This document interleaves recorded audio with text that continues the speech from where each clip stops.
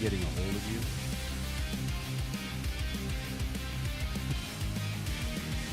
Sure, we'll get to that too.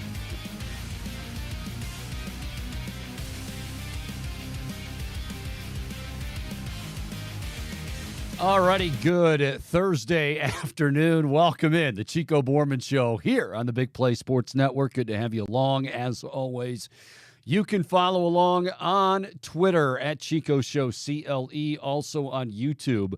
Find us there. Type in the Chico Borman Show. If you are not subscribed, hit that subscribe button. You'll be all set to go. And good stuff there. A lot to get to. We're going to be talking some hoops here in about an hour. 1:15 to be exact, as Chris Fedor, Cleveland.com, will join us. Cavaliers, it was kind of a wild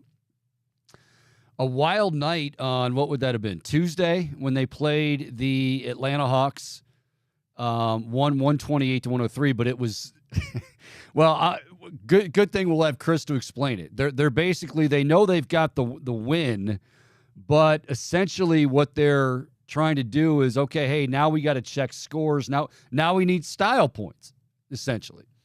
And so they actually had somebody on the bench doing that and checking that. And obviously they didn't advance in the in-season tournament, but we'll talk to Chris about all that and going ahead. I think a lot of good things to talk about with this Cavaliers team, but Chris will join us coming up at 1:15.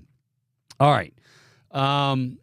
As we get ready for the Browns and the Rams coming up on Sunday, Myles Garrett was seen on the field, looked to be able to, move his arm okay. I mean, obviously what he's doing on the side, off to the side on the practice field is going to be much different than what he's going to be doing going up on Sunday against offensive linemen. But I guess the good news, the best news is he seems to be feeling much better than he was on Sunday. Denzel Ward, kind of the same thing. Joe Flacco. Here's what I'm wondering. Why, if Joe Flacco apparently is going to be number 2 to DTR, and Kevin doesn't want to rule out Dorian Thompson-Robinson yet. Now, I don't know. Maybe he's already, I doubt it. He's cleared concussion protocol. But if he hasn't, wouldn't it make the most sense, unless Joe Flacco is not up to speed, wouldn't it make the most sense to just declare Joe Flacco the starter this week? If you want to say that, this doesn't mean that DTR lost his job, this doesn't mean that Dorian Thompson-Robinson's not number 1. I mean, really, that's all semantics. Even though, at times it isn't. But in this case, if it really means that much to designate who's 1 and who's 2, is it a confidence thing? Then go ahead and do that. But it just seems with Joe Flacco, like, why not? I mean, it's Thursday. The game is Sunday. And maybe he said as much to the team. Again, the message, like we talked about yesterday, regarding Myles Garrett and does he or doesn't he have any structural damage. Mary Kay Cabot says it's likely he does. Myles is saying that he's been dealing with this all year.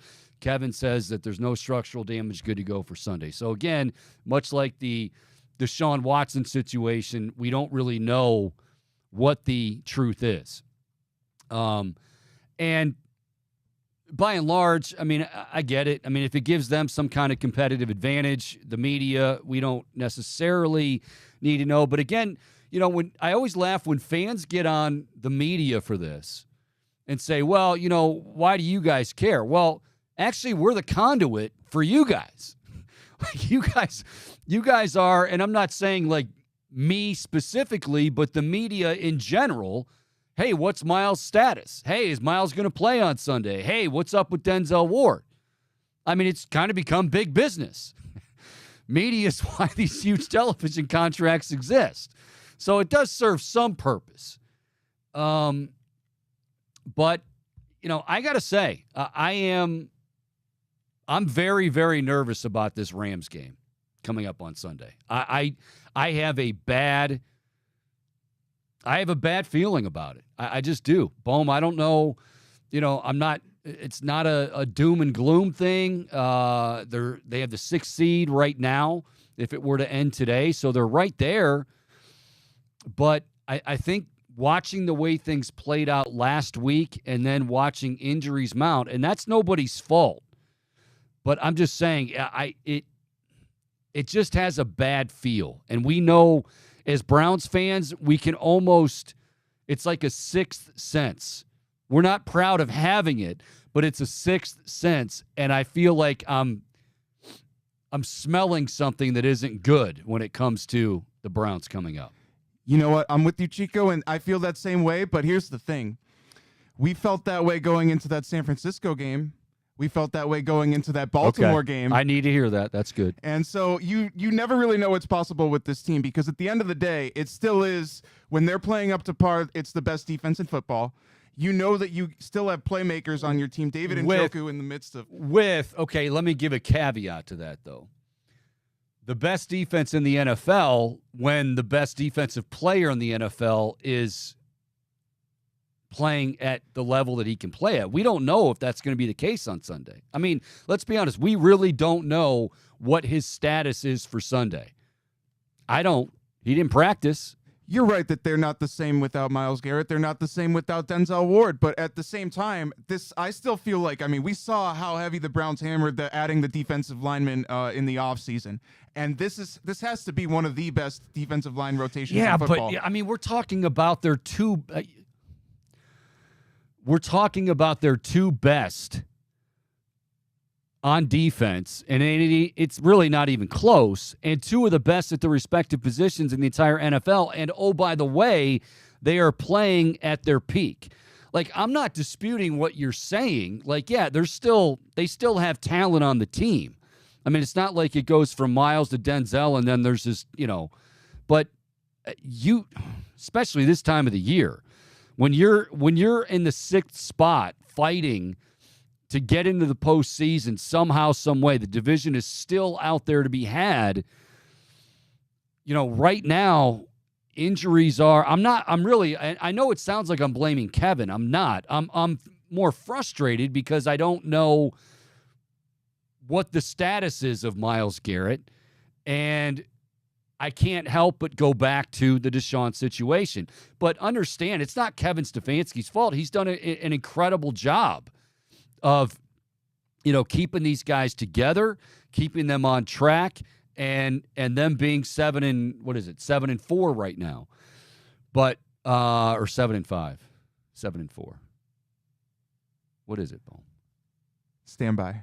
Oh my God. Did we really have to do this? They're 7-4. Jeez. I didn't want to be wrong. Well, I honestly, it was just simple math, and that's on me too. But I'm getting frustrated with this because this is the most important time of the year. This is what we've been looking forward to for a long time, and I know you had it in 2020, but this is when NFL football, if you're in an NFL town, if you have a good NFL team, and we do, this is when it's fun. Like, these games mean something. December means a lot. You're getting ready for these games, and you don't give a damn about what's going on in the draft process. Granted, they don't have picks anyway, but you don't care what's going on there. You're focused on, you got to win this week. You got to maintain or get better as far as your spot for the postseason, and then ultimately get in, and then, hey, see what happens and how far you can go. And it just feels like they've come so far. And, this injury to Myles, the injury to Denzel, I don't begrudge. I certainly don't begrudge Kevin Stefanski right now, because this is a very, very delicate dance that he's doing. If they're going to beat the Rams on Sunday, which is not a gimme, just like Denver was not a gimme, forget about what you thought about those teams a month and a half ago. And I'm not saying they're juggernauts now, but they are definitely not a team that just is going to lay down and whatever. Plus Sean McVay, he's gonna have some stuff drummed up. He's going to try to take advantage of that aggressiveness and use it against the Browns. But I just I don't know. I don't know what to expect. And that kind of scares me because I think, and granted, all year it's been like this, but I think it's September and October, and well, we're still in November, but the end of November. But September and October, you said, well, there's a lot of football left. Let's see how it plays out. But now we're getting down to it's crunch time. Like these games, all of these games mean a lot, which is where you want to be. Make no mistake. As fans, this is where we want to be. We've been longing for these days, these months late in the year on the NFL calendar when it really, really mattered. But I'm just saying, the football gods at some point have to look down on us, right? Now, I don't know. We talk about curses. We talk about all of that sort of thing. I don't necessarily buy into that, curses and all that sort of thing. But, when it was Chubb and then it was Deshaun and then it was Conklin, or not in that order. But now when you start talking about Myles and Denzel, it's like, come on, man, don't tease us. At least let us have our relatively best shot. We're not going to have Deshaun back. We're not going to have Chubb back. We're not going to have Conklin back. At least let us have some semblance of a great team, of some star power. And yes, it's on the defensive side of the ball, but nothing against those other guys. Nothing against the guys you mentioned up front, and the Dalvin Tomlinsons, and the Shelby Harris, and all these other guys. They're great. They mean a lot. But Myles and Denzel are it's kind of like they're the main ingredients in this big meal. And if they're not ready to go, or they are compromised, all of a sudden a stellar, if not dominant defense becomes average to good. Still good. But again, keep in mind the offense isn't going to do anything for you. So the defense has to dominate. It has to be able to carry your team. But it can't do that, I don't think, without those two in the lineup healthy. And that's the thing. And now more than ever, the offense has to do something. I know that it's hard to expect right now, especially when we don't even know who's going to be the quarterback going out there. But with that said, regardless of who it is, I think we started to see DTR put it together before he got hurt. Joe Flacco certainly comes in with a lot of experience. There's reason to believe that maybe the Browns could move the ball a little bit better than they were able to last weekend. I'm gonna disagree with you there. Again, being doomed. What's your reason to believe? There's reason to believe that Joe Flacco won't be intimidated. There's reason to believe that Joe Flacco will take care of the football because he's a veteran and he's not going to, again, be overwhelmed. He's not going to make, dumb decisions, we hope. But when you say there's reason to believe that they'll be able to move the football, what are you basing it on? 2012? I think it's primarily just a guy that's been in the league for a really long time and knows what he's doing and knows what in this offense you don't have to do too much in order for it to be successful. But that's taking care of the football. You mentioned a moment ago about getting the ball down the field. That I don't think. I mean, we don't know. Listen. I hope that Joe Flacco proves all of us wrong, but I still go back to there's a reason. I'm glad they have him. They needed to go out and get somebody like him. But there is a reason why Joe Flacco was available. I mean, think of all the injuries. Think of all the quarterback issues going on throughout the league and how many we've been through in this NFL season. And yet Joe Flacco he was ready to embark on a whole other career. So, I get it. I feel good about, again, him making good decisions. But the idea of him throwing downfield like he did 10 years ago, I can't say that with any kind of confidence. I have no idea. And I agree with you. I don't think that we're going to get primetime Joe Flacco, borderline elite caliber player out there on the field. But at the same time, he had a massive, incredible deep ball back in the day. I think even if it's not what it was, he still possibly has what it takes to get the ball downfield, 20, 30 yards. We're not talking about 50 yards bomb. Yeah. The other guy we don't know about is Amari Cooper. Honestly, I don't want him to play. Like, I don't want him to go through that pain, Chico. He is, and that's one of those. I hate to say it. It's kind of the dirty secret that isn't so dirty, but it's very well known. A guy, a defensive back knows you're injured, knows you have tender ribs. They're gonna, and I don't think it's necessarily dirty, but they know that. And I mean, as bad as he looked at the end of that game and felt, like that's one of those that probably, again, we say it, probably isn't going to get better until the end of the season. I mean, you can tape them up. You can do all the, I don't even know if they say now taping them up is so old school. It's not really what you're supposed to do. I don't know. But part of it is like, yeah, how high is your pain threshold? But I'm with you. Like, I don't want to put him through that either. Is he going to be a shell of himself? These injuries are just really, they're starting to pile up. I mean, it's starting to get to a point where you say, okay, you've dealt, and absolutely those guys in the locker room, nobody, least of all me, should be the season. But at what point do you say, my God, how many more can they sustain? That's where I'm at right now. And that's why, like, this game, I mean, let's be honest. Before going into the Denver game, didn't most fans think that they would probably win both of those, but at the very least split? If we're giving everybody truth serum, I think that's what they would say. Like, oh yeah, they'll give you the qualifier. Well, we can't. Nothing can be given at this point. Nothing can be counted on.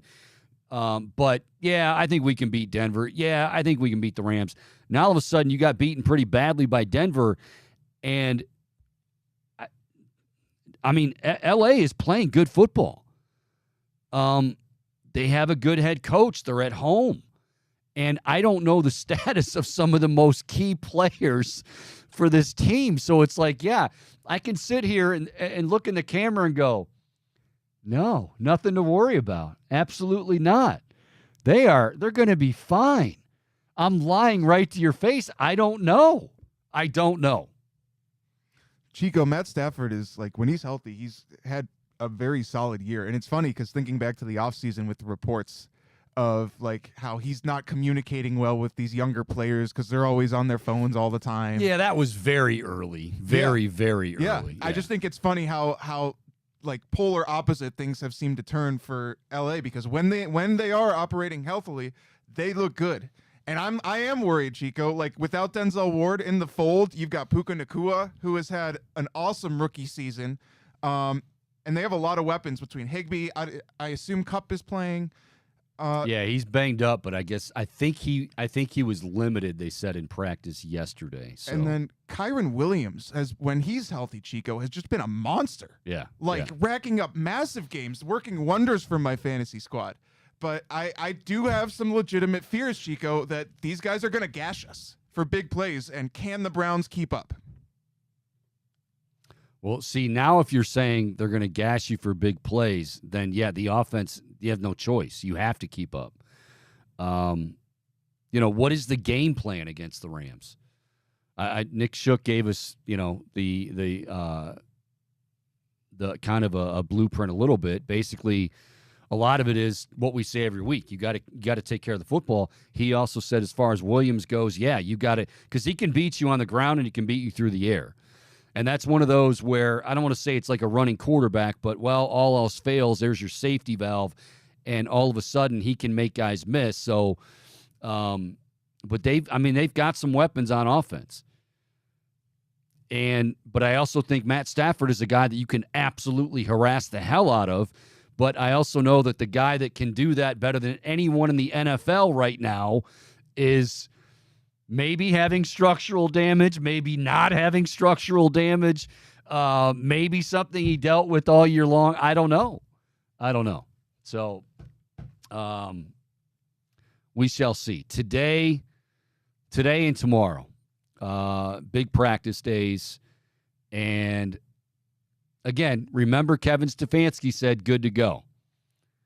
It wasn't just that he said no structural damage, and that was good news. And like I said, Mary Kay didn't dismiss that entirely, but she did say it's likely he does have some structural damage. But here's the bottom line. Kevin Stefanski did say he would be good to go on Sunday. And I think if we learn that he isn't good to go Sunday, or better yet, and this is what I touched on yesterday, he does get the green light, like he's cleared, and because Myles is Myles, of course he's going to go out there and play. But if you watched him at the end of that game, Jim Schwartz finally had to, pull the ripcord. Jim Schwartz finally had to say, dude, get off the field. He only had one arm. And I don't care how talented the guy is. It's the NFL. He can't play with one arm. He was ineffective. Yeah. Yes, Bohm. That would be a good way to say it. With one arm, Myles Garrett is ineffective. And so, and if you let him go out there, and again, now this is where we automatically race back to Deshaun Watson. Because, if you let him go out there and he says he feels okay, but then all of a sudden, he injures it more, and then he's done for the year, now all hell's going to break loose. We've seen it already this season, Chico. Can we just have nice things? Can't we? Can we just? I mean, you had the Browns fall to Denver. You had Ohio State fall to Michigan. You had the Cavs not win the advance in the no, that one really didn't matter to me. I'll be honest with you. As long as they got the win, I can care less about the in-season tournament. Chris Fedor will join us coming up at 1:15. Talking Cavaliers. They're at home tonight against the Portland Trailblazers. We'll take a break. When we come back, play a little fair or foul. It is the Chico Borman Show. More to come right here on the Big Play Sports Network.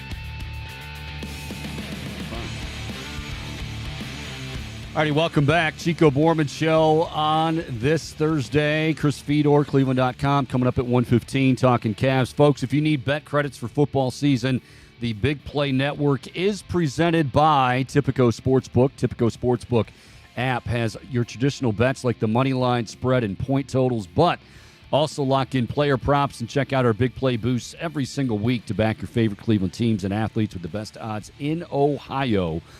Get in the action, load up for football season using promo code BIGPLAY100. That'll get you $100 in bet credits on us plus a $30 dog pound bet. Bet with the Big Play crew all season long with Tipico Sportsbook. What's so funny, Bo? Now what's so funny? No, I don't know. Okay, go ahead, Bo. Okay, Chico, so I want to start things off. You touched on it a little bit at the top of the show, talking about the Browns' current QB scenario where if DTR clears concussion protocol, he will be the starter in Sunday's game. Joe Flacco currently taking all the reps with the ones. However, Dorian was seen throwing sort of by himself in practice yesterday. It'll be interesting to see what sort of updates come out of like his progress today. But I want to ask you straight up, Chico, fair or foul, if you were Kevin Stefanski, this is the route that you would take. You would not start Joe Flacco despite getting all the reps with the ones during the week as it currently stands. Wait a minute. Say this again. You would what? If you were Kevin Stefanski, you would do exactly what he's doing. Which is? Starting Dorian Thompson-Robinson, if healthy, no matter what, despite Joe Flacco getting all the reps with the ones this week in practice. No, and I think he's going to change. Like I said to start the show, I'm foul. I think what he's trying to do, because this is what Kevin does, and I respect him for it, hey, he doesn't want to give anybody a competitive advantage and whatever. So, yeah, right now, does he have to really say much of anything? No. Dorian Thompson-Robinson obviously hasn't cleared concussion protocol. He's throwing, which is nice, but you can not clear concussion protocol and throw all day if you want to. Flacco's going to be the starter on Sunday. I'm convinced of that.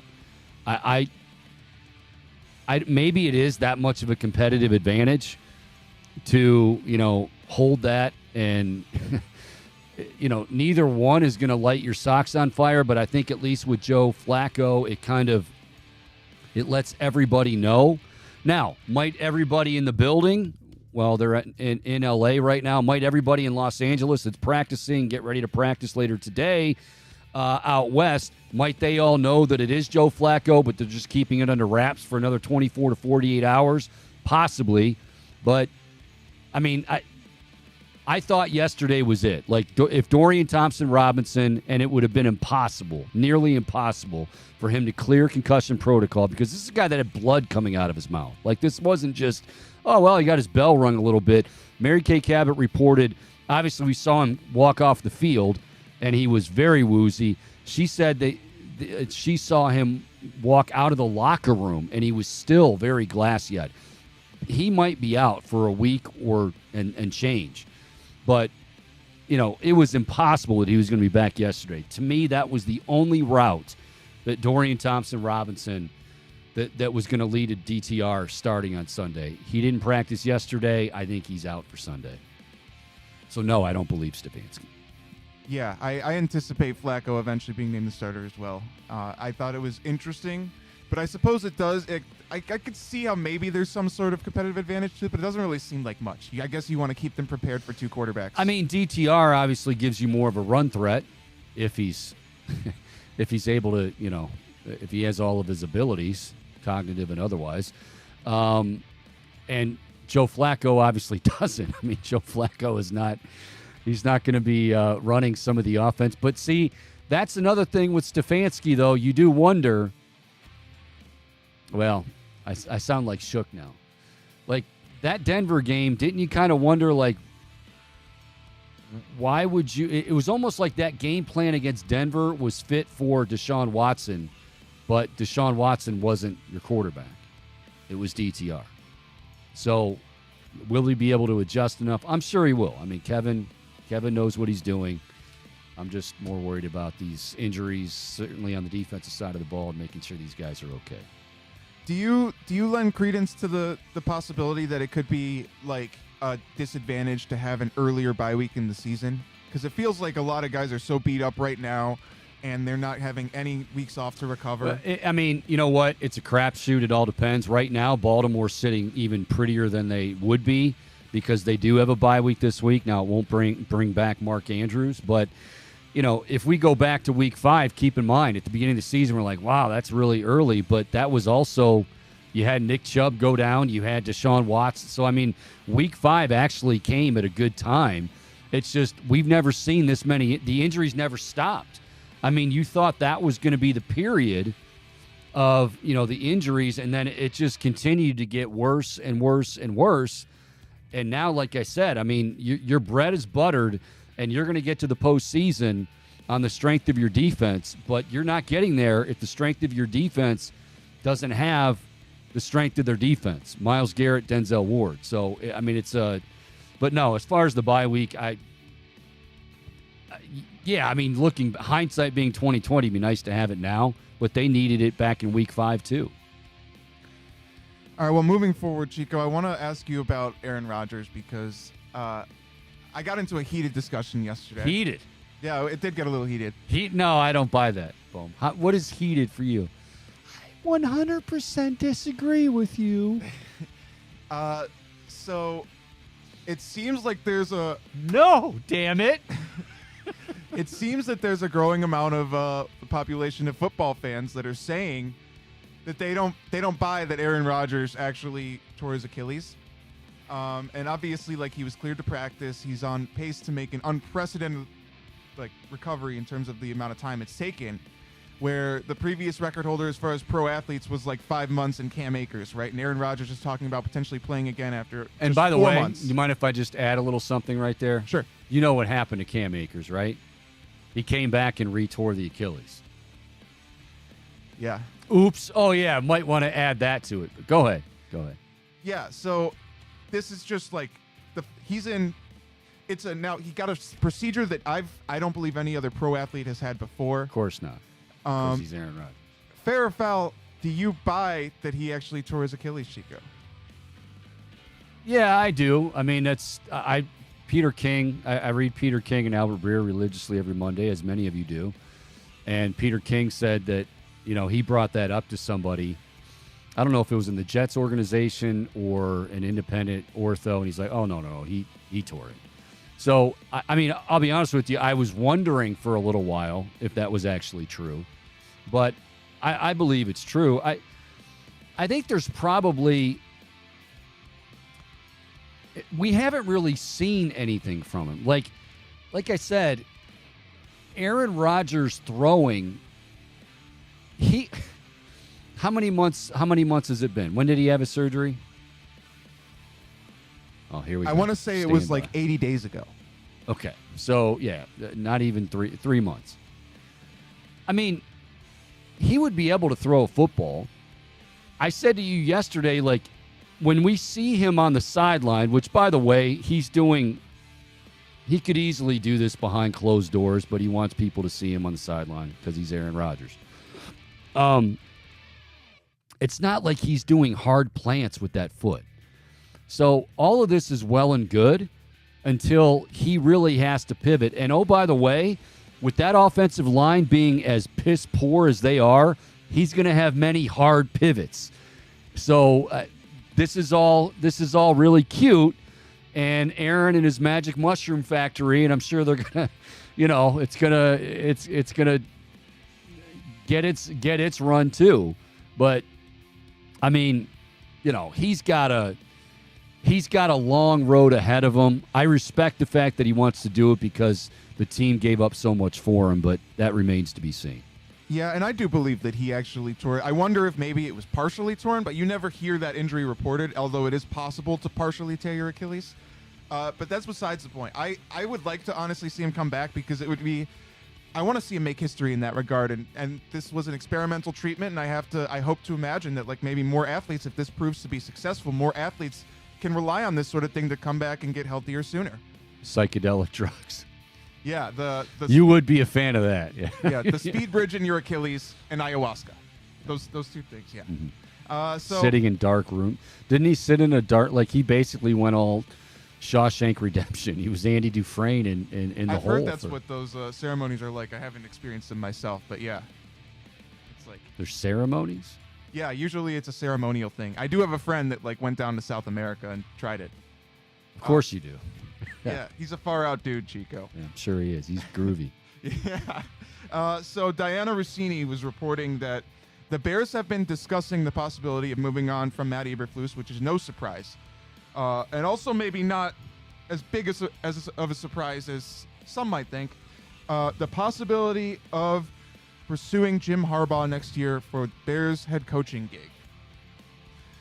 Fair or foul, Chico? Do you think that the Wolverines' postseason success will impact what Harbaugh does in terms of staying with the team up north or going pro?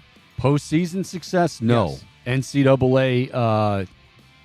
NCAA coming down on him and that, yeah. I don't like. I understand what you're saying. Like if they win it all, he's going to feel so wow, my team and my guys, and he will feel that way. Jim Harbaugh is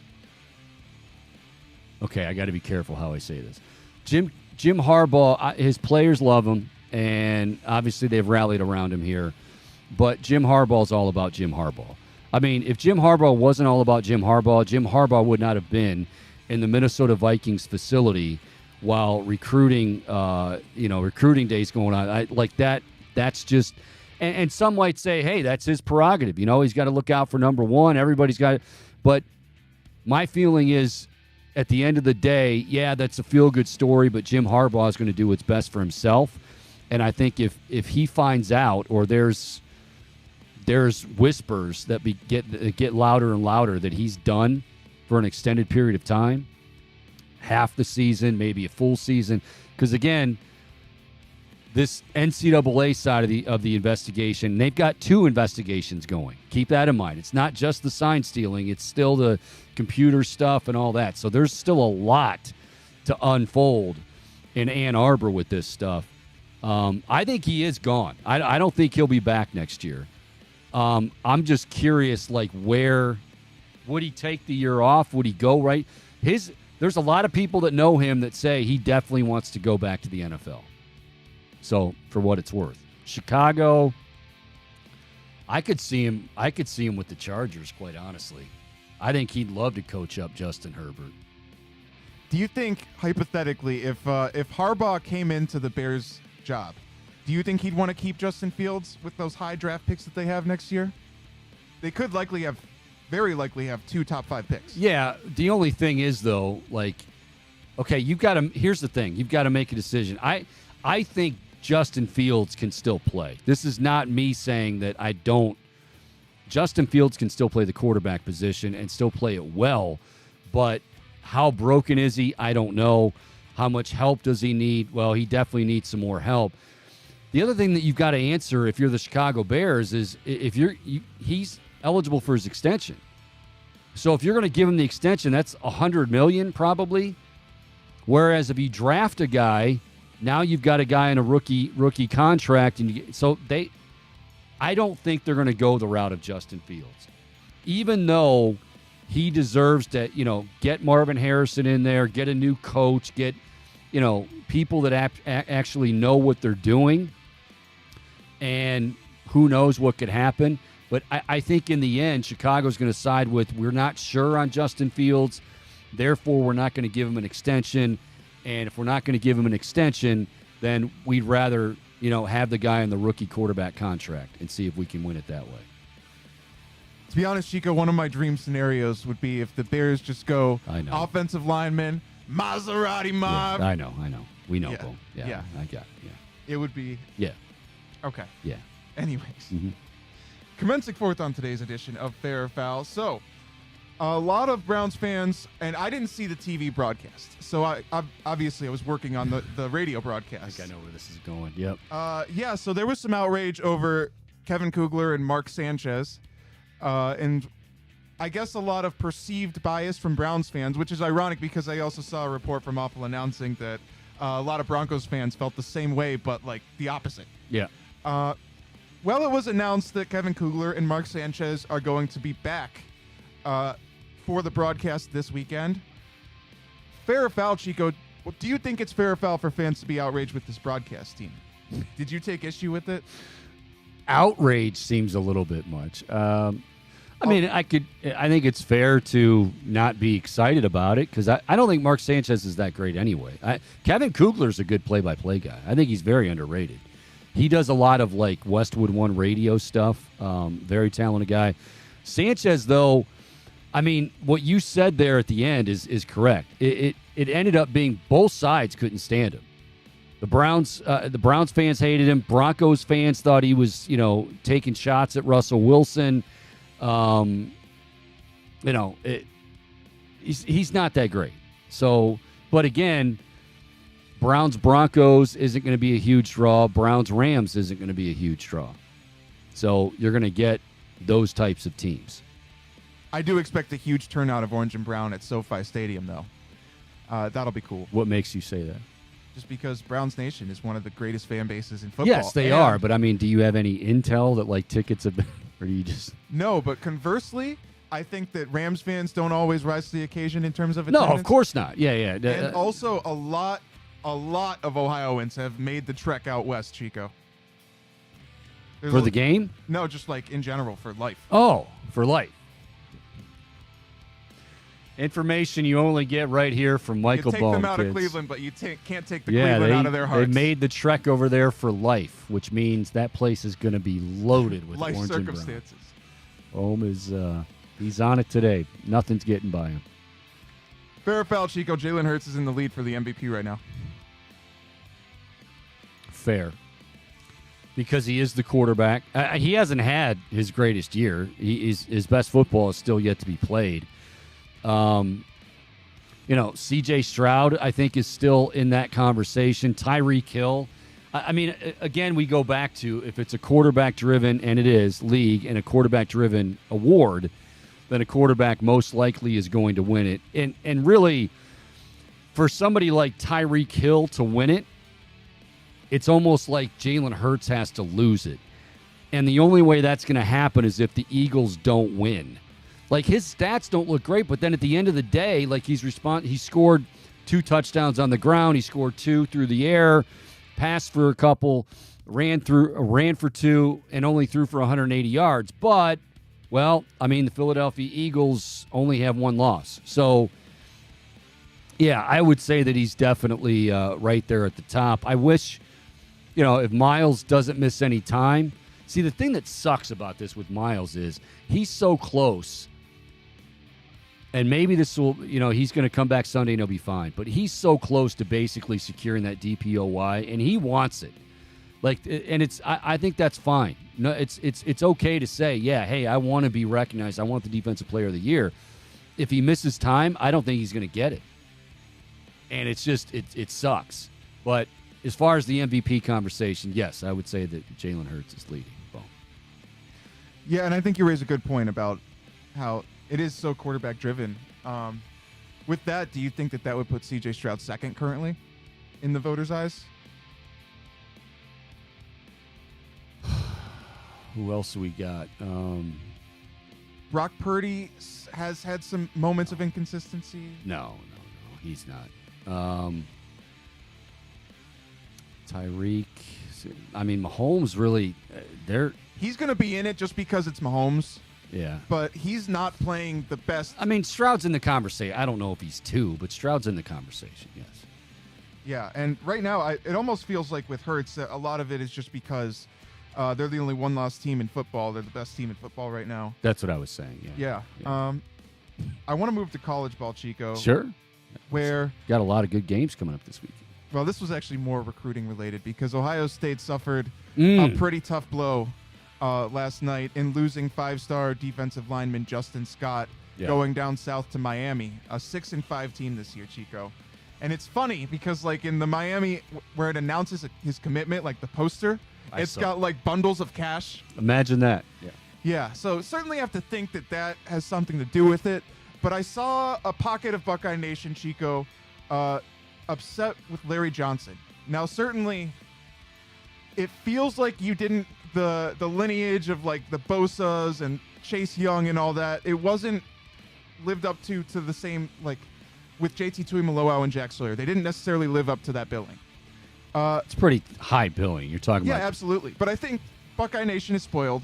They no. A lot of, myself included, I had very high expectations for them because these were some of the most like highly touted recruits coming in, and you expect Larry Johnson to come in and like make a difference with them, help them grow into elite pass rushers. With that said, Chico, do you think that the loss of this, do you think that that small pocket of Buckeye Nation and their criticism of Larry Johnson and the potential for Ohio State to consider moving on from LJ, do you think it's warranted? Well, first of all, okay, that's a very loaded question because you said, is the criticism warranted and then should they move on? Like, those are two entirely different things. Should there be some criticism? Could there be some criticism? Yeah. And not so much because I think Sawyer and Tuimoloau, like, you know, I mean, they were at different parts of the year. They didn't show up, but I still think he coached them pretty well. I think right now I'm concerned. I mean, that's why the Justin Scott flip really hurts because they desperately need defensive line, like, talent, but stars. And Justin Scott's a 5-star guy. That was a huge get. And yeah, I know the money in Miami, they brag about it, and that's welcome to the world of NIL. That's where I'm starting to wonder about Larry Johnson and others within just that position specifically. I mean, they've been on a great run. So, I mean, again, it is being spoiled, but like, you know, they kind of had a drop-off. And then Justin Scott was kind of a guy that kind of kept things afloat. And him leaving for Miami is not good. I mean, not good. So, you know, I think it warrants some criticism. But Larry Johnson, unless you see a defensive line that becomes an absolute joke and they can't land anybody, Larry Johnson has earned the right to go out when he wants to go out. Now, maybe that's one of those that Ryan Day has a tough decision to make too, though. Like Parker Fleming, the special teams. Their special teams has been awful the last 2 years. Awful this year. Awful in the game. Yet Parker Fleming got a 2-year extension. Why? That might be something that Ryan Day has to look at and say, you know what? I don't like to make this decision. It hurts because I like him. He's my boy, but he's gone. With Larry Johnson, he gets a little more rope, but maybe it comes to that eventually. I don't know. Yeah, I don't expect Ohio State to move on him anytime soon. I don't think they will either. Certainly concerning, like, just from a development standpoint. I guess I don't want to call it disappointing, but I hope for more. You always hope for more. And now Amari Abor, he entered the transfer portal as well. I forgot to mention that, but. Yeah. Whatever, stick it with college ball. I thought this was an interesting one. Sports Illustrated announcing their 2023 Sports Person of the Year, giving it to Primetime, as he clearly swept the nation when Colorado got off to that really hot start, and then he proceeded to not win another game after those 4 wins. Fair or foul, do you think that giving the Sports Person of the Year to a 4-win coach in his first season with the program, do you find that fair or foul? Well, okay, you can't just look at it as a 4-win team. You have to look at it as not only where were they, but, I mean, they were terrible. They only had 1 win, I think, a year ago. He upped it by 3, which is pretty big accomplishment, but Colorado became the talk of college football. Now, granted, it didn't last for the second half of the year, but if you're talking about garnering attention, which is that's what you're getting with Deion Sanders. He is as marketing goes and, you know, flash and all that sort of thing, he's got it to the nth degree. What I'm wondering about with Deion, like, I think he can coach. I know he can coach. But, like, when it comes to signing big-time guys, because now Colorado's having some guys decommit. Guess what? It happens everywhere, even to Deion. So they're having some decommits. But Like, the one thing you don't hear about is, like, Dion going into living rooms a whole lot. Or Dion, you don't see pictures. You see pictures of Dion everywhere else. But, like, now is where the nuts and bolts of Colorado and how long they're going to be able to sustain. Like, are they going to continue to get better from 4 wins? And if so, can they sustain that? Well, guess what? That's based on your recruiting. And recruiting is pretty much, you're going to have to be in living rooms. I mean, yeah, I know technology has advanced a great deal, but it's still about, walking into the living room and really maw and paw, not wearing your cleats, dirty cleats on their living room floor. Boom, are you paying attention? No, you're not. What else? I am. You're talking about the importance of recruiting. Yes, yeah. But you didn't hear anything I just said. Anyway, go ahead. Yeah, you referenced Harbaugh's cleats on the carpet. Yeah. Legendary story. Thanks, Bo. And not in the best way. Good stuff. Chico, I wanted to ask you, did you happen to see the video of Machine Gun Kelly and Travis Kelce? I did, yeah.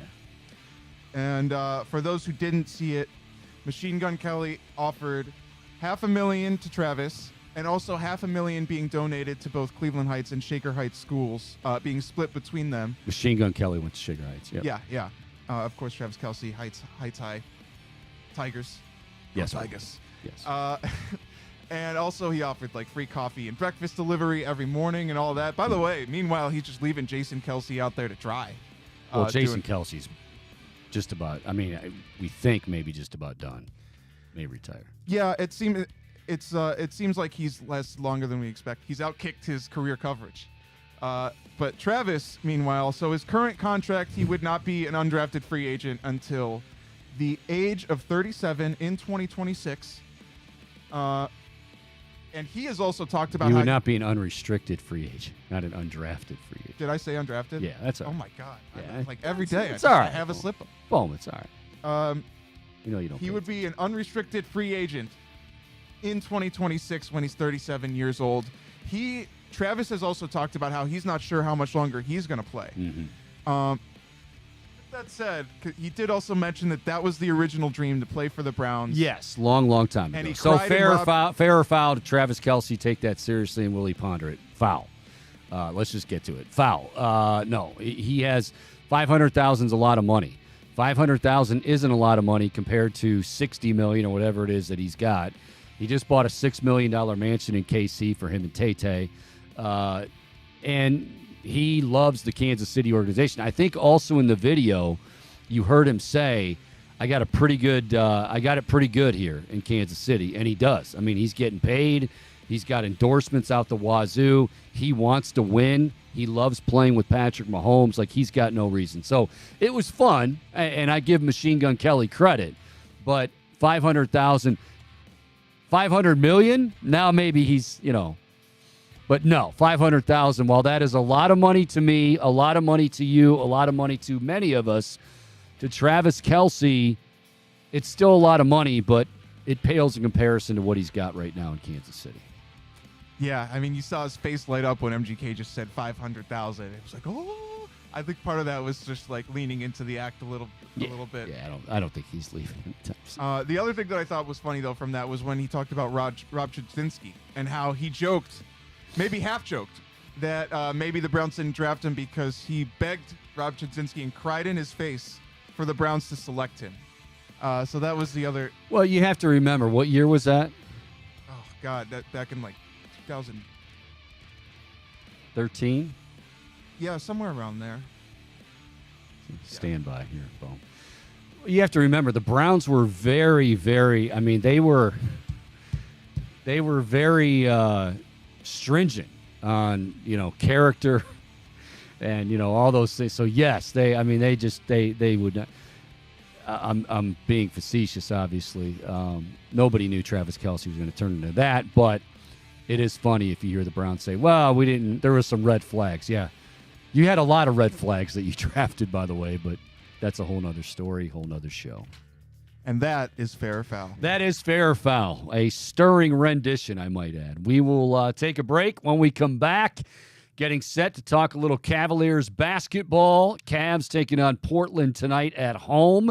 Big win over the Hawks.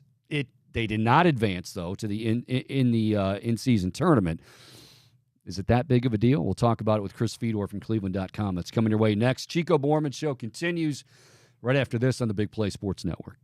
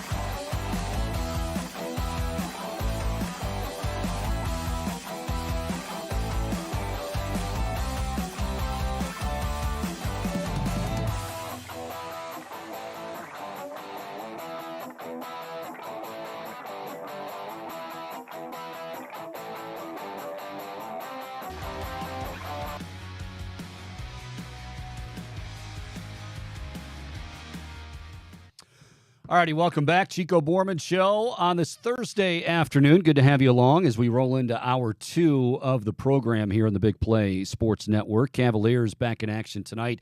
10-8 on the season. They will entertain the Portland Trailblazers tonight. The win over the Atlanta Hawks. Yeah, it was a win. Yeah, it was an exciting game, but it was exciting for so many different reasons. And my next guest had kind of some really interesting insight into how all of that played out. He's Chris Fedor, does a tremendous job covering the Cleveland Cavaliers for Cleveland.com. Follow him on Twitter at Chris Fedor.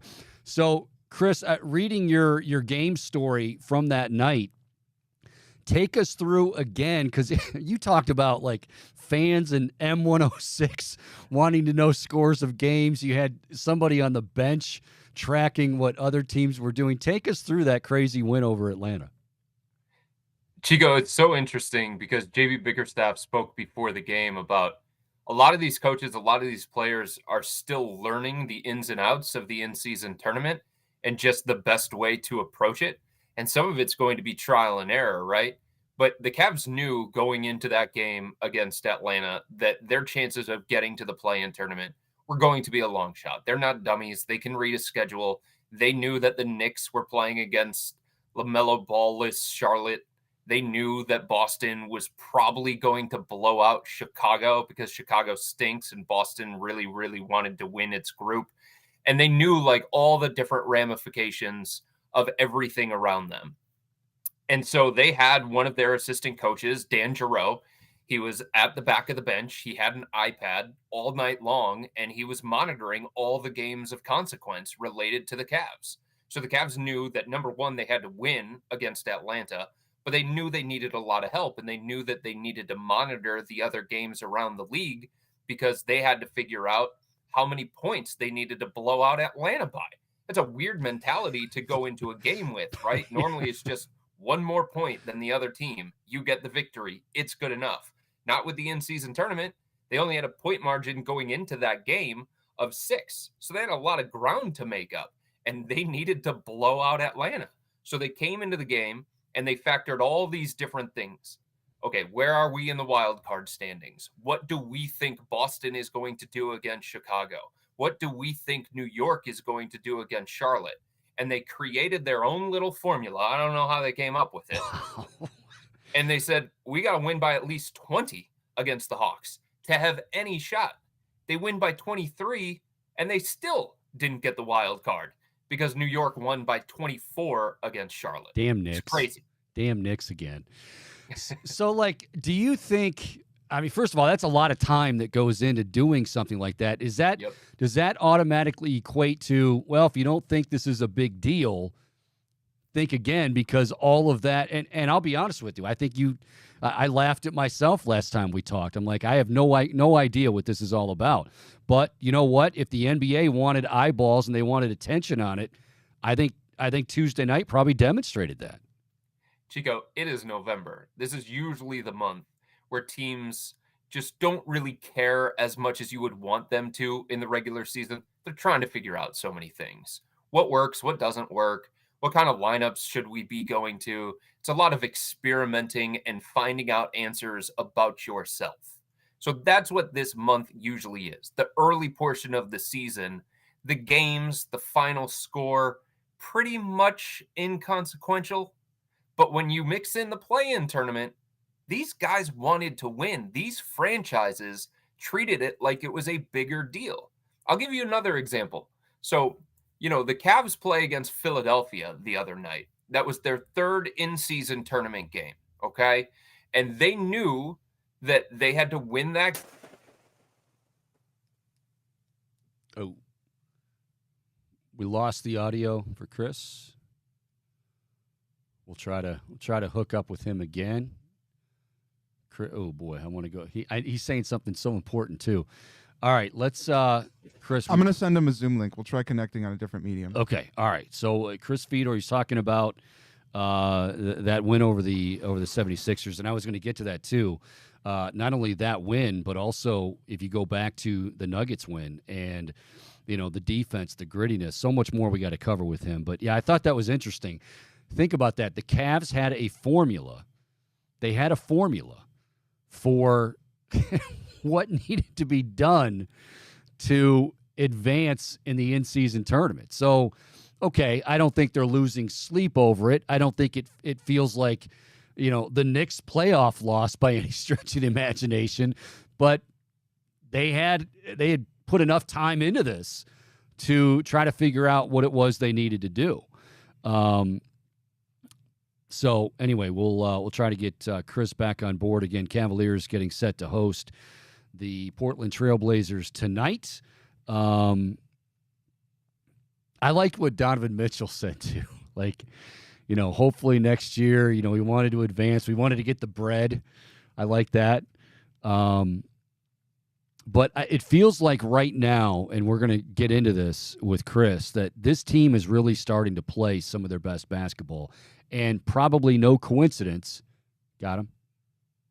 What's that? I sent them the link. Okay, good deal. So hopefully hooking up with Chris here in just a moment. But they're playing their best basketball, and they did it during a stretch. You look at that 76ers game that Chris was talking about. You look at that Nuggets game that Chris was talking about that we will talk about. Now it's coinciding with all these guys getting back healthy. You've got Jared Allen back there. It's not just Jared Allen. It's Jared Allen being able to pair with Evan Mobley. Mobley the other night. I mean, how about that stat line? 19 points, 17 rebounds, 7 block shots. Darius Garland settling in again. I mean, there's still some injuries going around, but you can just tell that this is a team that needed to get some key guys back. They did get some key guys back, and I'm going to see if I can. You said on Zoom you sent him, Bohm? Yeah. Okay, I just wanted to let him know that. This is this is why we love being live, and I'm sure it'll be troubleshooted. We'll figure it out. Looked like maybe something got unplugged. You know what, Chico? This exact issue happened last time with Chris, and I totally forgot. And then we switched to Zoom, and it was all fine. And Now then we thought that was when he actually the last time we talked to Chris was the first night of the in-season tournament. He was in Indianapolis, and they were having a farmers convention, if I remember correctly. Remember that? I think that's correct. So we were able to blame it, as we always like to do. There he is. We always like to blame it on the farmers and their conventions in Indianapolis. We don't have that this time, but we got him back now. Chris Fedor, Cleveland.com. Chris, you were talking about the 76ers game, and go ahead and pick it up from there. Sorry about that, bud. All good. I'm sure it's on my end. It's probably this computer of mine. I don't know. So the Cavs went into that game against the 76ers, Chico, and they knew the next night that they were going to play at home against Miami. It was a very, very difficult back-to-back from the beginning. But they put so much energy and effort into winning that game on the road against Philly because it was an in-season tournament game that kept their in-season tournament hopes alive, that they essentially just punted the Miami game. Right. That they didn't have anything left for Miami. And the way that the schedule set up, obviously it worked against them, but it shows you how much meaning and care they put towards those in-season tournament matchups. And there were a lot of questions coming into this year, Chico. You had them, I had them, other fans had them. Are teams even going to care about this thing? Are players even going to care about this thing? Just look at how every team was approaching it. Every player said the same thing. These in-season tournament games, they felt different. The stakes were higher. Donovan Mitchell said the mentality that you needed to take into those was playoff-like. There's no duplicating the playoffs, of course, but it was playoff-like, and you saw it. Late November. It's a time when really people don't care that much about the regular season. Teams don't care that much about the results of the regular season because they're trying to figure so many things out. And in late November, we had drama, we had intrigue, we had thrilling regular season matchups where fans were refreshing their phones, trying to figure out what was happening in Miami, what was happening in Brooklyn, what was happening all over the NBA. Your scoreboard watching in November. It's unbelievable to think about. A scoreboard watching in November with teams that you wouldn't normally scoreboard watch with. Yeah. So it was just everything that NBA Commissioner Adam Silver wanted to add to the regular season by putting this in-season tournament in place early in the regular season. Like, it has paid off in a big, big way, and players and teams bought it. Like, the Boston Celtics are a championship or bust team. Like, they're a team that has been to the Eastern Conference Finals. They've been to the NBA Finals. They were using Hacka Drummond up by 30 That's right. against the Chicago Bulls because they cared that much to try and win their group. When you put competition in front of competitive dudes, they're going to want to play to win. And that's what we saw with the in-season tournament. Is Andre Drummond still hitting it like 35% from the charity stripe? Ooh. Okay. That's part of the reason why Billy Donovan, the coach of the Chicago Bulls, got really, really annoyed with Joe Mazzulla, the coach of the Celtics. And Mazzulla had to walk to center court, and he was like, hey, we've got to win by 23, okay? We're doing what we can to try and win by 23 because that's the point differential that we need to make up. All right, before we get to the meat and potatoes, and there's a lot of good stuff to cover with this team right now, real quick, if you could, they are out of it. So they didn't advance to the next round. They added 2 games. If you could just let the fans know exactly what that means and how that transpires. Yeah, so every team has to play 82 games in the regular season. And because the Cavs aren't advancing to the knockout round and they're not piling up regular season games that way like some of the other teams are, they're going to have to backfill their schedule. It started with an 80-game schedule, but now they had 2 slots open, and they're not just going to get a whole week off while other teams are competing in the in-season tournament. So they're going to play Orlando at home, and they're going to play Miami on the road. And part of the reason for that, Chico, is because they were scheduled to play both of those teams only 3 times this year, as opposed to the usual 4. And rather than playing Detroit 5 times or Indiana 5 times, they wanted to make it as balanced as possible. So, like, if the Knicks would not have gotten the wild card and Orlando did, the Cavs would have played the Knicks, probably the Knicks and the Heat or something like that. But because both Orlando and Miami failed to advance to the next round like the Cavs. Those are the teams that the Cavs are going to take on. So no coincidence, these Cavaliers are getting some healthy bodies back, key important bodies back, and they've looked pretty darn good. I mean, they're 10-8 right now. They've got Portland tonight. You hope that's going to be a W at home. What has really been the key factor, the catalyst to all of that, Chris? I think you mentioned it, Chico. Obviously, health is a big deal. At the beginning of the season, Chico, it's not like the Cavs were missing end of bench players. Like those were the guys that were hurt. We're talking about some of their most important players that were missing an extended stretch. Darius Garland, Donovan Mitchell, Jarrett Allen. Being the same team, being the same level competition, being as effective at both ends of the floor without any of those guys, it's just a lot to ask, especially early in the season when JB Bickerstaff is trying to figure out his rotation. The new guys are trying to get acclimated to the new system. The other guys are trying to get acclimated to the new system. There's just a lot of moving parts early in the season that contributed to their slow start.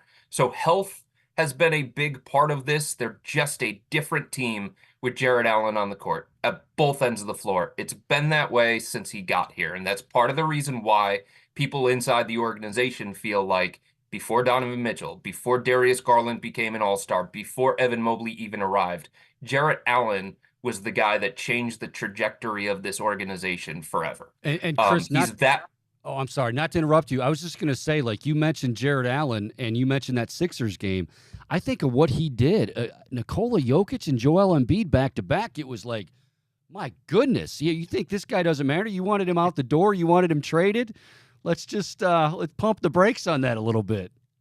I mean, Chico, with him on the court, offensively and defensively, they perform as one of the best teams in the NBA. The numbers point to that. When he's not on the court, they play like the Chicago Bulls. That's what the numbers say. That's a drastic difference. And because he's so integral to everything that they do offensively, he's a screen setter. He creates vertical spacing. He's a lob threat.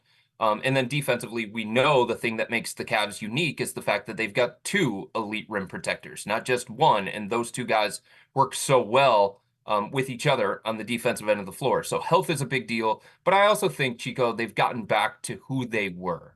This was a defense-first team last year. That's how they won 51 games. That's how they got the 4 seed. That's how they got to the first round of the playoffs. Even in the playoffs against New York, as bad as that series was, as non-competitive as it was, the Cavs had the best defense in the NBA in the postseason. So that's who they have been. They weren't that at the beginning of the year. Part of that was the injuries, Jarrett Allen, big deal. But suddenly, they have turned things around on the defensive end of the floor. They're 6-2 in their last 8 games, and Chico, in 5 of those 8 games, they've held the opponent below 110. It's not a secret how this team has to win basketball games. They just have to continue that level of defensive commitment that they've shown over the last week and a half. And, I go back to that game on Tuesday, not to just dwell on it, but you go back to that game on Tuesday, and the first half wasn't so great. I mean, their defense wasn't so great. But it was like the second half was, I don't know what was said in the locker room, but you could just, that was the big difference. And I don't know. It seems like as much as we talk about pace and space and all those conversations we had before the year, and I'm not discounting that, but you're right. At the end of the day, you've got to be who you are. And JB Bickerstaff, this whole turnaround that we've been talking about and enjoying for the last couple of years has been built on that defense. Let's talk about Evan Mobley for a moment, because the other night, again, 19 points, 17 rebounds, or was it? Yeah, 19, 17, and 7 block shots. Yeah. The two of them together, just talk about, I don't, does anybody else in the league have that 1-2 punch in the paint like they do? I don't think so. Other teams are trying it. Minnesota has been successful with it. They've got the #1 defense in the NBA with Rudy Gobert and Karl Anthony Towns. You saw everything that Minnesota gave up in order to get Rudy to form that same kind of thing. I guess the Lakers have dabbled a little bit with 2 bigs, even 3 bigs at times on the court at the same time. But it's hard to compare the impact that both Jarrett and Evan have together to any other tandem around the NBA. It's what makes the Cavs special. It's what makes the Cavs unique.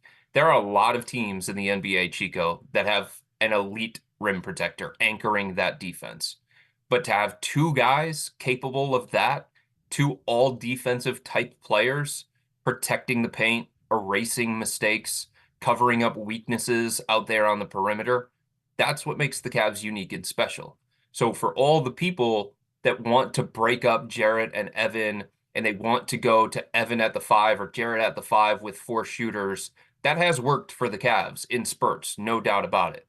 But the Cavs are still, the numbers point to it, they're still at their best when Jarrett and Evan are out there together. And the things that Evan can do on defense, they're going to change if Jarrett's not out there with him. The responsibilities that Evan has on defense are going to change if Jarrett's not out there with him, and vice versa.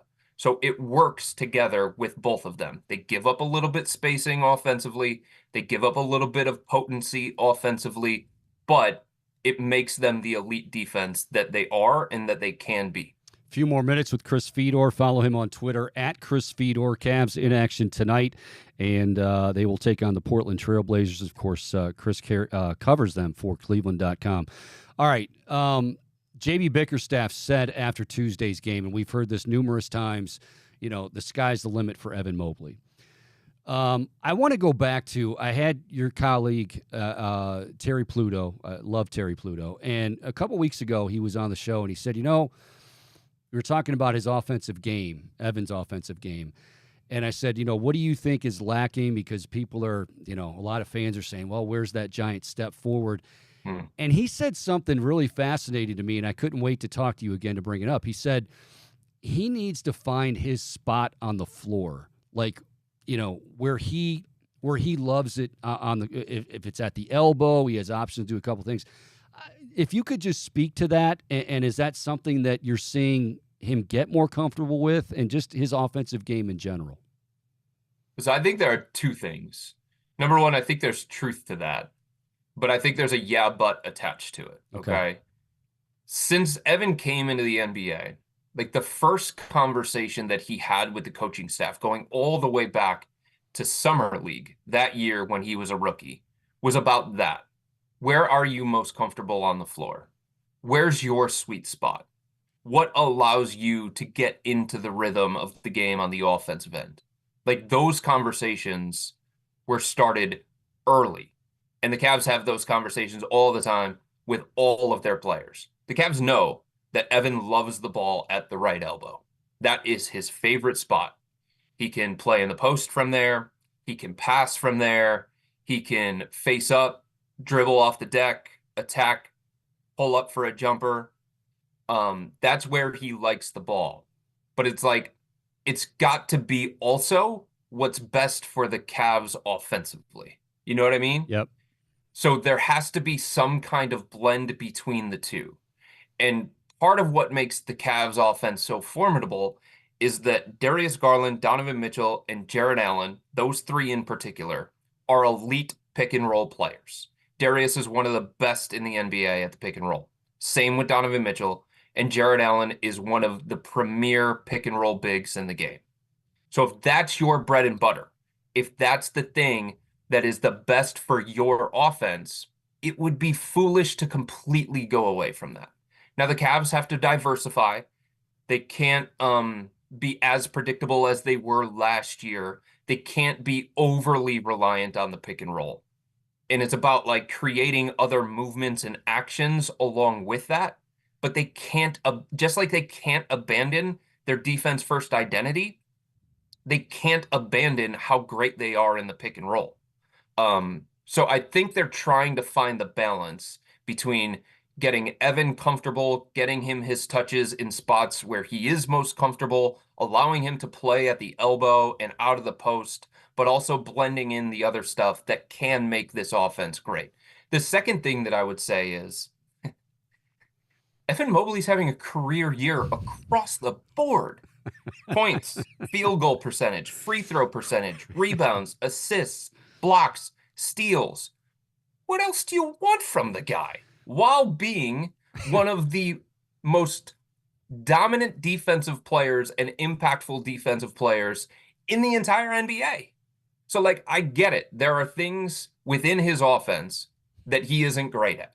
When he goes outside 5 feet, his shooting numbers drop significantly, shooting like 31% from the field outside 5 feet. It's not great. You want that to go up. You want him to be able to shoot with more confidence. You want him to be able to take those shots as if he should be taking those shots, not as if they're an afterthought. You want to see him space his game out to the perimeter and maybe knock down a three from time to time.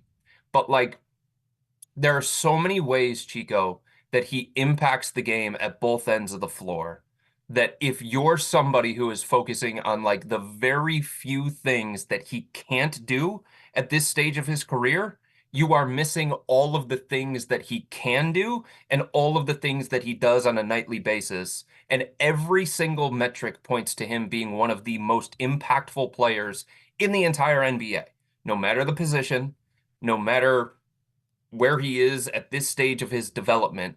He is finding a way to make the Cavs a better team, despite some of the flaws that he still has with his own offensive game.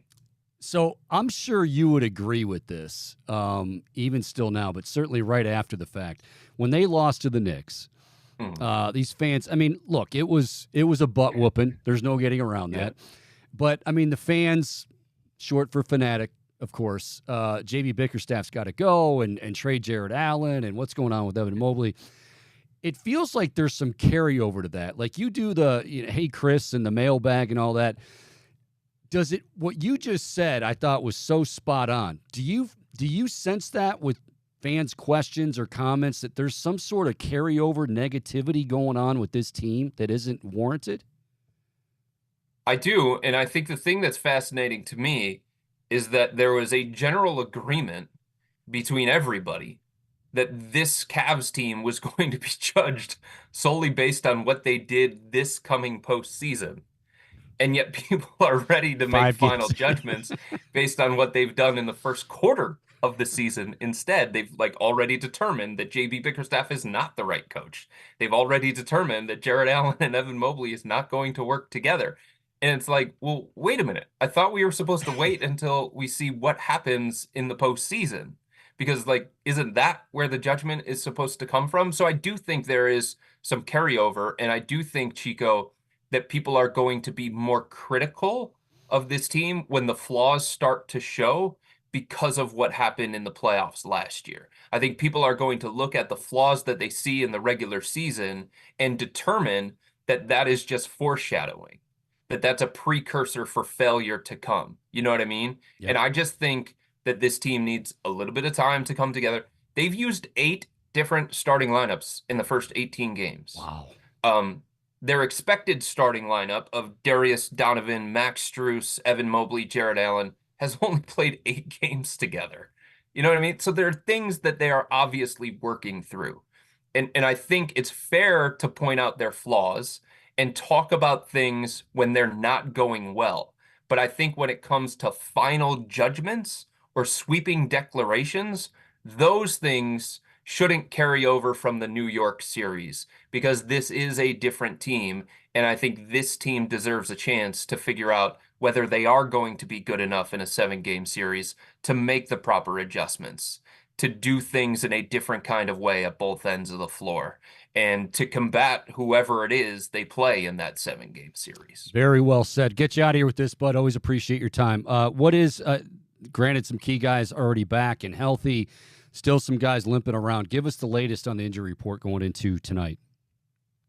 Well, Ty Jerome is just nowhere close. You know, a couple of weeks ago, we were in the middle of a West Coast road trip, and he's out there on the court following shoot around. And I look at him, and I'm like, you can barely move. And he's taking one-legged jumpers so that he wouldn't land on his injured ankle. And that was about 3.5 weeks into the injury that he was dealing with. So he's been missing since the 2nd game of the regular season. And now the Cavs are at a point with Ty that they're trying a different treatment plan.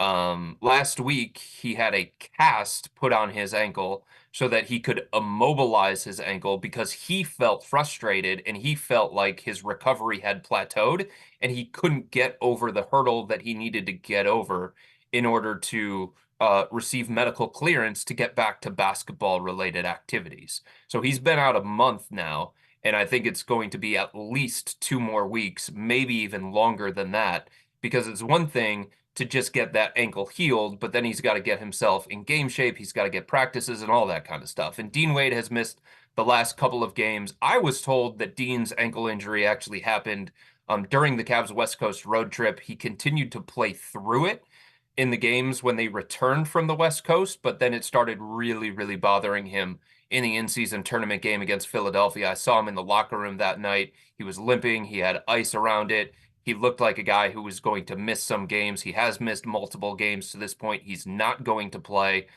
tonight against Portland. He hasn't practiced since that game against Philadelphia either. So I think he's going to be out for the remainder of this weekend and maybe next week when there's like a minor break in the schedule during the in-season tournament before the Cavs play Orlando in that backfilled game where I think guys are going to get some extra recovery time. There's going to be extra practices mixed in there. And I would think that Dean, from everything that I know, could be back next week for that game against the Orlando Magic. But both of those guys are obviously going to be out for at least a little bit of time here. Ty Jerome longer than Dean, of course.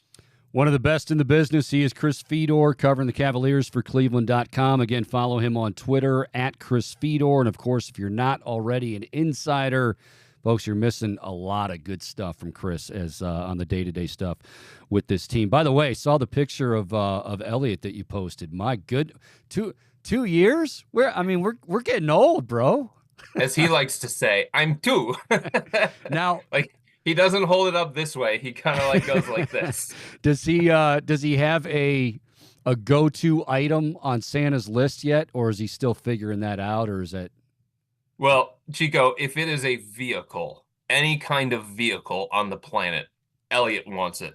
Fire truck, police car, ambulance, helicopter, plane. He wants it. You can now, afford for those. his birthday. Yeah. Uncle Dan actually got him like kind of a Power Wheel, but for younger kids where it's a foot pedal.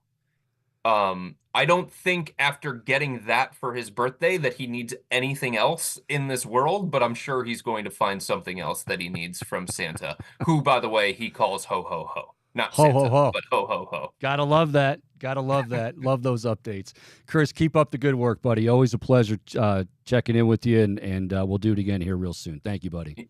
You got it, Chico. Anytime, man. All right. Chris Fedor, one of the best. His work is absolutely outstanding on a day-to-day basis. The feature articles, too, the in-depth stuff, you get it all.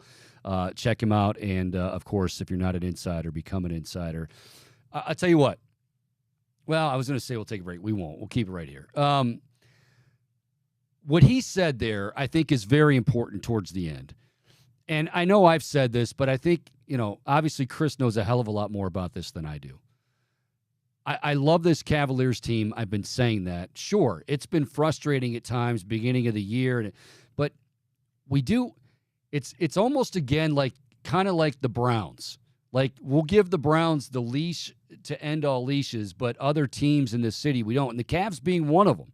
Not as bad as some other ones, but folks, last year, that playoff series against the Knicks, it was ugly. I mean, like I said to Chris, and he doesn't deny it, nobody can deny it. It was ugly. They got their butts kicked. But it's almost like that's the rite of passage that you have to have. There's just no shortcuts. When you're talking NBA and you're talking a team as young as they are, there's no shortcut to just say, postseason experience. No, it's that big of a deal. And it's not just for the players. It's for J.B. Bickerstaff. He can get better. He needs to get better. It's the front office. And, okay, we thought this is what we were. We thought we might have needed this. Now we're for sure we need a guy like Max Strus. We need a George Niang, who, by the way, is starting to play pretty well now. He struggled for a while. He's starting to find it. But yeah, it's really odd, but it's almost like the expectations for this team, or how quickly folks wanted to see this turn into, like, I can remember the play-in year from a few years ago, and people were like, man, if they can just make it in, they could be Eastern Conference Finals. It's like, guys, it doesn't work that way. I mean, this is a talented team, and yet, but you really do need all of those elements. Look at Denver. Denver, it took a little while.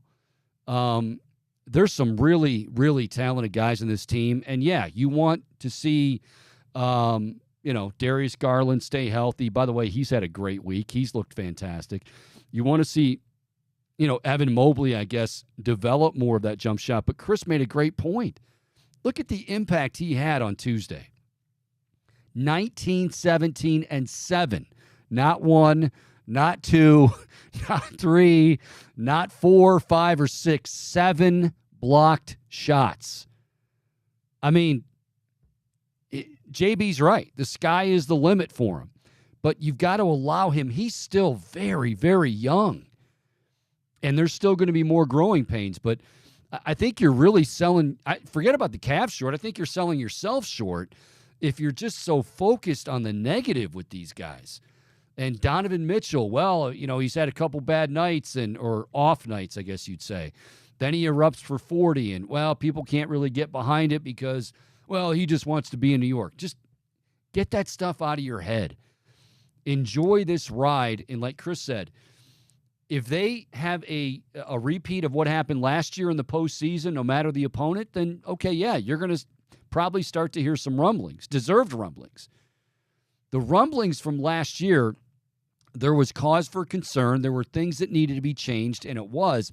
But I was surprised how quickly, as much as fans loved, and I mean loved, and the core of this team being, Darius Garland, Jared Allen, Evan Mobley, Donovan Mitchell, but even Mitchell later. But like those three, I was kind of surprised on how quickly that evaporated. It was like, well, they had one playoff series. They're young.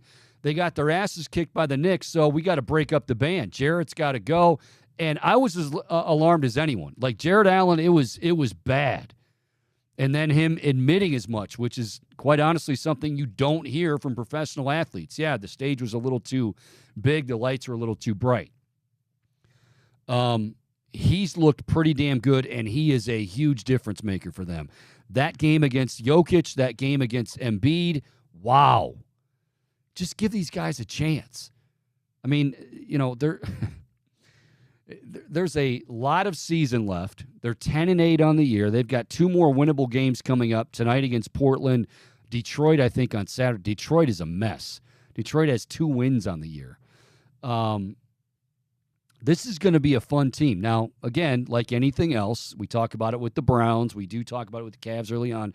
Health is a big thing. And especially when, and we're talking about it now with the Browns, when there's injuries and then there's, oh my God, injuries. And you can't lose key guys like some of the best in the league. And the Cavs did that too early in the season. This season's going to be a blast. I mean, it really is going to be a blast. It is all about the postseason. So, yeah, this can be, you can look at it as window dressing, but my God, to get all up in arms 5 or 6 games into the year and start making judgments on, well, I told you that this core isn't the right core. And JB, I love this one. I actually heard this on Thanksgiving Day because there's JB haters all over the place. They got to get rid of JB. And I'm like, why? JB has taken them as far as they can go. What makes you say that? Well, look at last year. That was it was bad. Like, there's no getting around it. And JB, yes, also has to get better, will get better. But, like, I don't know. I don't know if it's because expectations were so high and ridiculously high. I mean, again, go back to the play-in year where people thought, well, if they could just get in, they'll get to the East Finals. Guys, you got to lay off that stuff, man. Whatever you're using recreationally, lay off a little bit because it's really clouding your judgment a great deal. They weren't going to the East Finals a couple years ago. They are now a legitimate playoff team, and now they're legitimate. Okay, we've got to win around in the playoffs, but there are no shortcuts to how this is done. None. Enjoy it. All right, we'll take a break. We'll come back, wrap this up, get you set for tomorrow. We got a really fun guest. Spent some time in Cleveland here, Cleveland native. We'll talk to, we'll tell you who that is when we come back, and then talk to him tomorrow and get you all set up. It is the Chico Borman Show. More to come right here on the Big Play Sports Network.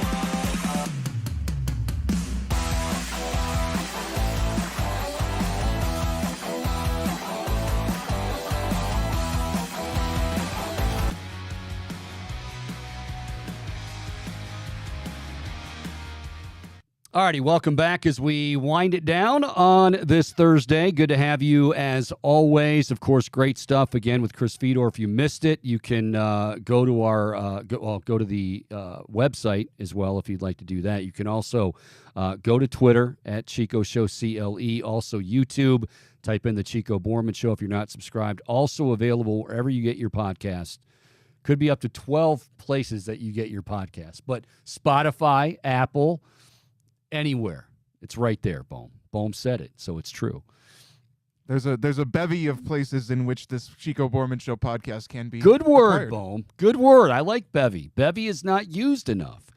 There are instead of plethora, instead of a lot. I almost said plethora too. Yeah, bevy is bevy doesn't get you. Matter of fact, I myself, Bohm, tend to go plethora more over bevy, and I don't know why. There's no rhyme or reason to it. It sounds more elaborate. It's like a more fancy word. Yeah, I try because I've worked with some people who they it's almost like they look at that word of the day every day and they absolutely have to use it, and it kind of gets on my nerves. So I don't ever want to be that guy. If I ever turn into that guy, please let me know. But You want to be even more fancy with it? Call it a cornucopia. Just a cornucopia. Places to find the Chico Borman Show. All right. Good stuff from Chris, as I said. Apple, Spotify, wherever you get your podcasts. We'll have him again coming up soon. Tomorrow on the show, looking forward to this. This guy is I've had a chance to interview him locally, and also one time when I was doing a national show, a fill-in national show over the holidays a few years back. Myles Simmons is with Pro Football Talk. Pro Football Talk, by the way, is like Florio and Chris Sims. He was recently on with Florio, like co-hosted the show. Sims couldn't do it. Myles he was an intern here in Cleveland. And he has risen through the ranks. He's outstanding. You can catch him on PFT Live, also the Peter King podcast. But he's out in L.A., so we'll get his thoughts on the Browns and the Rams and really all things going on in the NFL. But really pumped up to talk to Myles Simmons coming up tomorrow at 1 o'clock. All right, thanks to Chris Fedor for joining us. Boom, great job as always.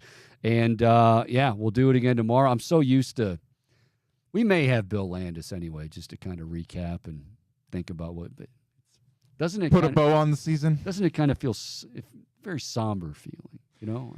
It is, yeah. I was thinking about how I have to produce the Bobby Carpenter show with Anthony Schlegel next weekend. It was like, oh man. By the way, good job. Thank you for getting Schlegs on Monday. He was awesome. You guys were fun together. Yeah, he's a good dude. Very him and Bobby just crush it. Yeah. All right, so we are out of here. We will talk to you again tomorrow at noon. More updates, obviously, in the injury front. Certainly. Tomorrow's going to be that final day to practice. So where are we at with DTR, Myles, Denzel Ward, all of that? We'll be talking about that as well. Until tomorrow at noon, I'm Mike Chico Borman. For all of us here at Big Play Sports, make it a great rest of your Thursday, everybody. See you.